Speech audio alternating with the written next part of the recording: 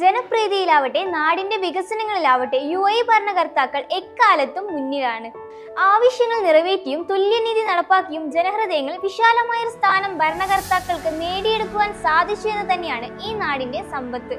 UAE ഭരണാധികാരിയായ Sheikh Mohammed bin Rashid Al Maktoum തന്റെ വേനൽക്കാല സന്ദേശ പരമ്പരകളിൽ ജീവിതം എന്നെ പഠിപ്പിച്ചതെന്ന തലക്കെട്ടിൽ ഷെയർ ചെയ്ത ഒരു സന്ദേശമാണ് ഇപ്പോൾ വായനക്കാരുടെ ഹൃദയം കവർന്നിരിക്കുന്നത്. മനുഷ്യരാശിക്ക് വേണ്ട നന്മകളായിരുന്നു ആ സന്ദേശത്തിന്റെ ഉൾക്കാമ്പ്.